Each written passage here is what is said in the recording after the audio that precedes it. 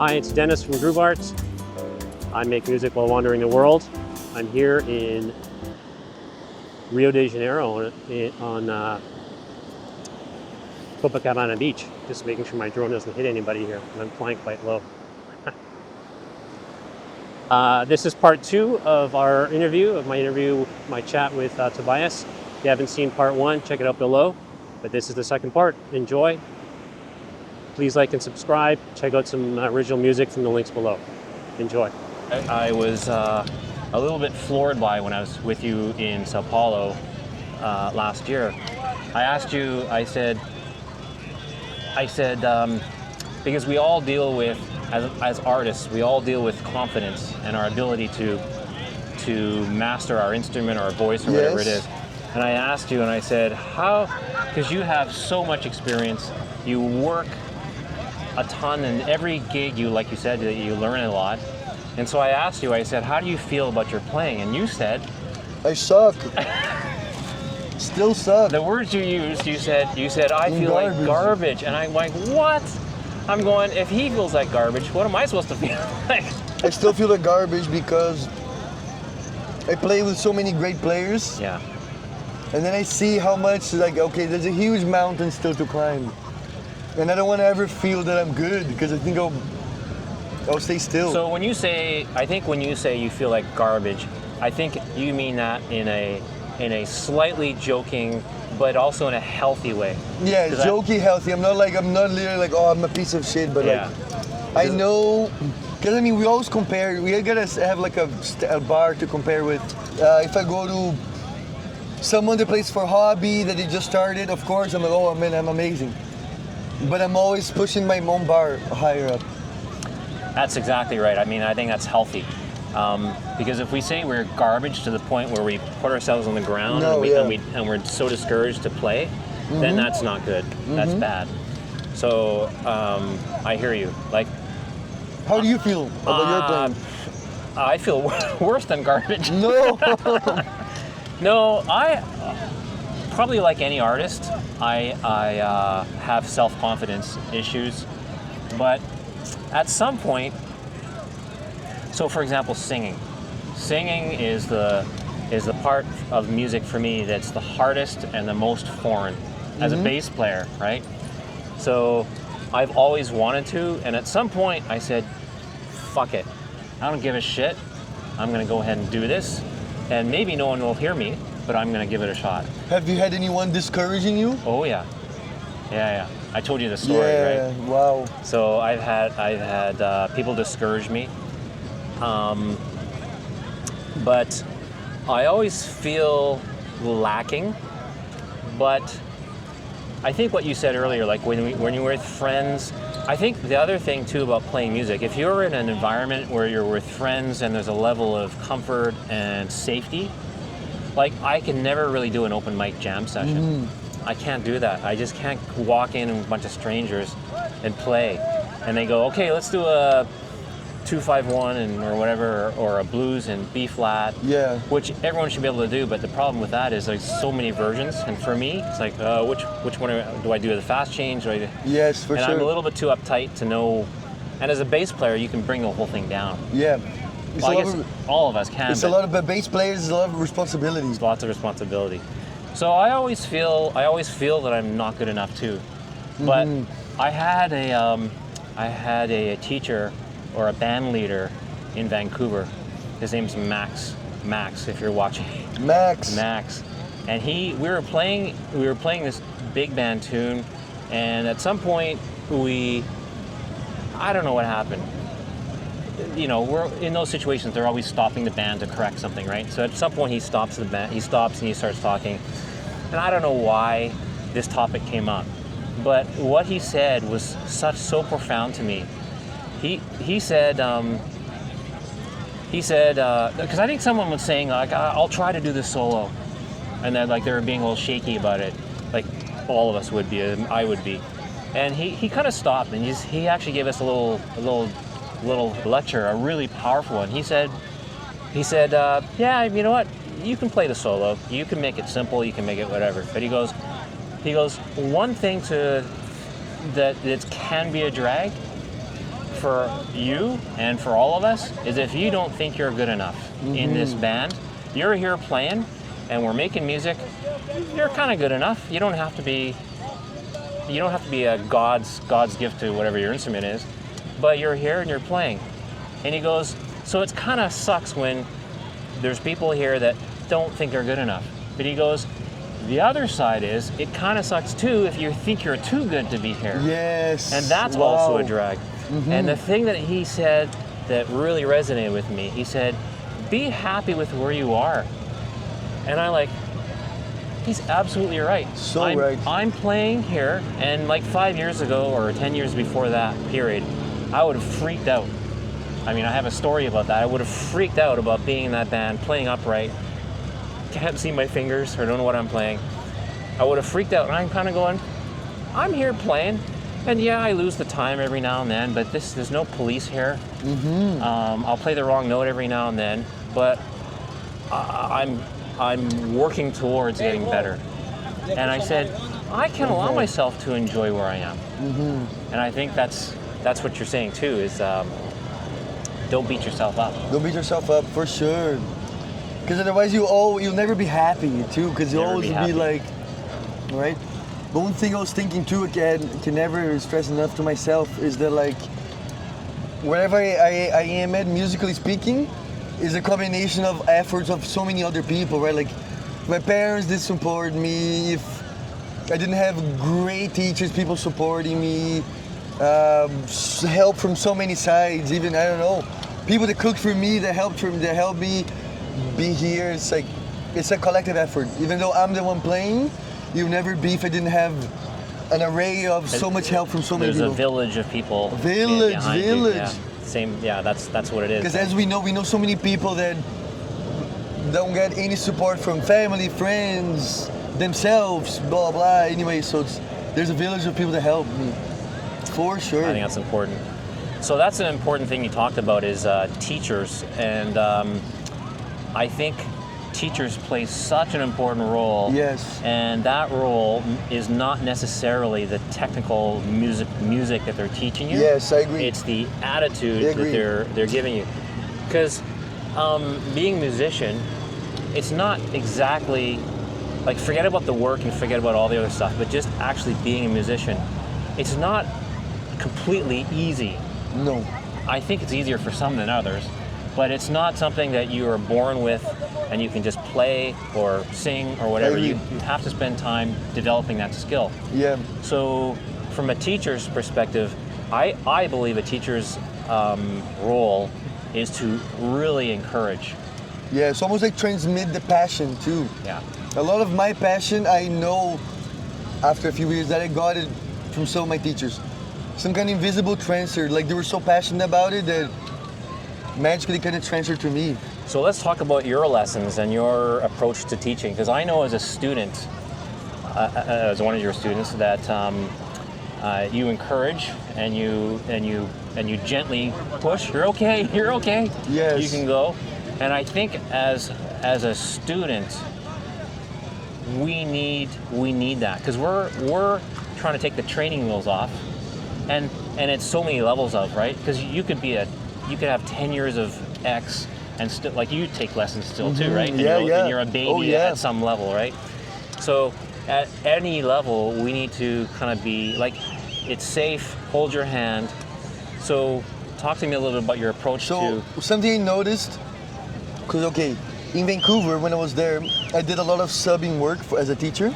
Which is how we met. Yeah, that's how we met. So I subbed at the school where Dennis was studying. I subbed a lot at Long and McQuaid. There was a school in North Van that I taught a lot there. And I realized that the students really liked me because I try to make things fun. I think this word fun is so important. So try to get to know the person, and then try to get them, make them just to have fun, because if a student is really motivated, if they had that bug, that I want to study, they will go as far as they need to get things. But some students, they need to feel the fun first. Yeah. They need to have the first feeling of like, satisfaction. The satisfaction. You need to bring them out. And I noticed that a lot of teachers were maybe mechanical is the word, and if it wasn't there, it doesn't matter if they know 10 chords, they need to have fun first. So just so they catch the bug of like, this is fun, I want to keep going. So that's why you notice that I maybe stood out a little bit out of the other teachers they sub. It's just the fun. And are you teaching is it mostly young kids? Is it adults? Is it a mix? Right now, it's a mix of adults. 60% adults, 40% youngs. Okay, that's good. Yeah. That's good. And especially kids. I think maybe adults, they have an easier time motivating themselves, maybe slightly more. Kids, especially when they are starting to learn music because of their parents, or it's not like they listen to something, I want to learn that. Maybe something they're just getting their feet wet, their parents are like, okay, try this, little Jimmy. That's when you need to pull them in with the fun aspect. Because adults sometimes like they know what they like, they know what kind of music they love, but I think kids, they're still discovering, so there's a little aspect. I think too, when we're talking about self-confidence, as adults, we have less confidence when especially if it's a new thing. It's harder. As a kid, we just kind of, I don't know. They don't care. It's more careless. I guess like, I don't care. I'm just doing this thing. Tried it. Yeah. So there's different approaches, but for sure, I think you have to it needs to be fun, but not in a simple way like, they're fun, but just like, it should be engaging, interesting. The person needs to feel that they're learning something. You gotta connect the dots too, like, check the song. It's similar to this that you also like, and just so they realize that music is a language. It's this thing that's not just random notes and I feel good. There's a whole lineage, right? Like decades of, you can see how things arrived where we are at, right? Like this history. Yeah, and I have fun too. And when one teaches, two learn. So I think I learn a lot also by teaching. Yeah. I don't think I would ever teach music. How come? I enjoy teaching, but I don't think I'd ever teach. I shouldn't say ever. And I'm lying a little bit because I've taught friends, like non-musical friends, like how to just hear 4/4 time and just try to get their hands going. I've done little things like that, but it's that same thing. It comes back to like my confidence level. I don't feel I have enough to offer. I'm sure at a certain level I do, but and I think we have to choose how you want to spend our time. I'm trying to do so many things, even just in the music side. Yeah. That for me to break away and teach, that'd be hard. And funny enough, my youngest student, he's 12, Josh, and my oldest student, he's 82. Oh, I thought I was the oldest. No. No, he's 82. And I used to teach him clarinet. And now I teach him guitar. And even at that age, he's still improving. He started learning guitar a month ago. He's 82. So he plays clarinet. He decided to try something different. Got a guitar. He started learning a month ago. And he's doing great. He's improving. Which country is he from? Yeah, Vancouver. He's Canada. Oh, that's inspiring. It's really inspiring because especially at that age, he beats himself a lot. Oh, I'm too old. Oh, I'm not learning. Oh, my brain is slow. But I show him like, look, you could not do that last week or 2 weeks ago. You're still improving. That is the magic of music. Well, it's the magic of anything that you put your energy into. Yeah. My kids, my son sees that and it's the same type of thing. They run into this roadblock and they feel like, I suck, I'm done. Yeah. That's it. But I think that's an important, what you just said there is, and also because you're his teacher, it's okay, keep going, you're doing fine. And as students, we do need to hear that from our teachers. Yeah. And I heard a phrase from a musician a while ago that made me think, but this guy, the saxophone player named Ed Carley, he says that you actually learn faster as an adult. Because usually people, kids learn everything so quick, but because adults, you know how you learn. You learn how to learn, you know what I mean? And in a way I can see that because so many kids that I taught, they stayed the same for years and years. Because they were there maybe for their parents, for something else. I'm not even kidding. I had a student where he didn't learn anything in like 4 or 5 years. Anything at all. He was just there for his mom. So it's not like kids that automatically learn. I think it's something about engaging, maybe because they're fresh as humans, so they when they get excited, they really dive in, right? But it's not an automatic thing where like just because you're a kid, you learn so quick. No, no, no. Adults can also learn really quick because once they know themselves more, they know how they work, and they have more discipline and engagement. They so can they can put a system in place. It's not a black and white thing where like, kids learn super quick, adults not, right? Or yeah. On the other hand, and they have less bills to pay.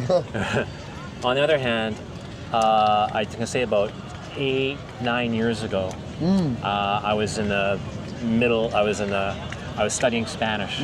So I'm sitting on a beach like this in Valencia. And I've been studying Spanish at that time for maybe 5 or 6 years. And I'm just on a beach chair on my own, and I see a mom up front with her little 2-year-old daughter, and 2-year-old daughter is all in Spanish. And I kind of just oh my God, I'm depressed. I'm thinking, I've been studying Spanish twice as long as her. She's been alive. Yeah. And she can talk like that. It's not a real fair comparison. No, it's not, because she's hearing and listening to it every second. But it's kind of a funny thing, for sure. Right? And it's still that way, right? I mean, some of these kids here, they speak better Portuguese than me, and I've been studying longer than they've been alive. But imagine if you played guitar at every second, 24/7. Which is what the Beatles did, right? Yeah. Yeah. But I mean, the learning is really interesting. Yeah. Because I feel like last time you were in Brazil, you learned, at least to my years, you improved so much in 2 months. On guitar. Yeah, on your Portuguese, you improved so much. Yeah. That's funny because I don't feel the improvement. In how long did you stay here last time? 3 months? No, two maybe 2.5. At least to my ears, you improved a lot. Your vocabulary expanded a lot, and your expressions were off the hook. And I mean, to me, you speak Portuguese. You might still be in the learning process, but I think you do. So I think sometimes we don't even learn that we don't even realize that we are learning. Could be something like that. You know what I mean? And I think to your point earlier about wanting to be in music, in life, in Spanish and Portuguese, I know for me, I feel I should be better than I am for the amount of work I put in, and I bet all of us feel that same way, right? Yeah. And that goes back to what our band leader was saying, is at some point you got to say, you're doing okay, just chill, man, it's okay. Yeah, and we have to remember that with music, at least, it's a process and it takes a while, because I know a lot of people that they pick an instrument for the first time, they try to play for 5 minutes, I don't have it, it's not, I don't have the talent. I'm like, no, it takes years. I didn't know one is born, and even geniuses, they learn, they practice, you know what I mean? A lot of people that I give them a guitar, they're like, no, it's not me, you cannot do it. No. That was me. Yeah, it takes time. And someone told me at VCC, Rob McKenzie, he's in heaven right now, rest in peace. Teacher? The theory teacher, he said, the real talent is the ability to focus on something. That's the real talent, because even quote-unquote geniuses or talented people, if you get their history, they spend a lot of hours in dedication and time. Maybe they're young, they had nothing to worry about, but the real talent is the ability to focus.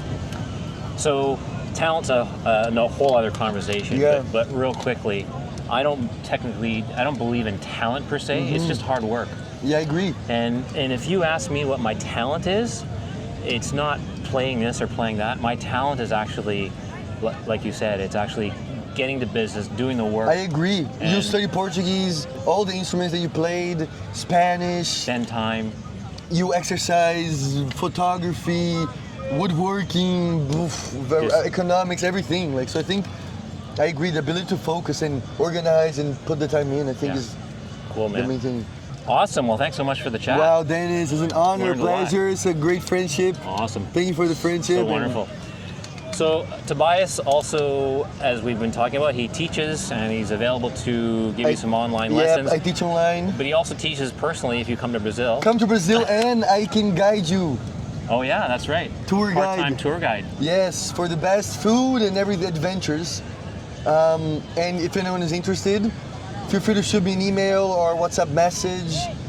even if you just have a chat for free, just to talk and see how you feel about me, and feel free. I'm super chill, easy going. We'll put some contact info in the comments below. Yes. Or sorry, in the section below. Come to Brazil. Come to Brazil. Yeah, but also, you're in Montreal. Yes, June and July, I'll be in Montreal. If anyone is there, let me know. And sometimes you make the trip to Vancouver. To Vancouver. From there, right? And if you live in a different country and want to invite me to come visit you, also let me know. That's right. Love to visit new places. So I have nothing but good things to say about Tobias. Same here. Nothing but things about Dennis. Obviously, I wouldn't be sitting here with him. He actually drove me up from Sao Paulo. We got a flat tire. It was a great adventure. So he drove me up here. But in terms of teachers, he's one of my favorites, and not just from a approach perspective, but just like there's the encouragement and the patience and the willingness to kind of just you're safe, you're okay, and giving you the information. Like, I know that when I have a lesson with you, my brain is like it blows up, but you carve out a little piece for that lesson. And when I go back and watch my video and review, I go, yeah, I see what he was trying to do, and nice. I'm learning this, I'm learning that, and I see there was a method to the. It's not just here, let's play this and let's play that. And I think you actually came to lessons. You come to the lesson with something that you. Quite often, I'll give you a little thing. I want to learn this, and, yes. you come back with a package yeah, that you want me to look at. Something to learn, have fun, and yes. So that's good. Appreciate it, Dennis. So take some lessons, learn some piano, learn some guitar, saxophone, clarinet. Come to Brazil. And even cavaquinho. Even cavaquinho. Yeah. Yes. All right. Thanks for watching. Thank you, everyone.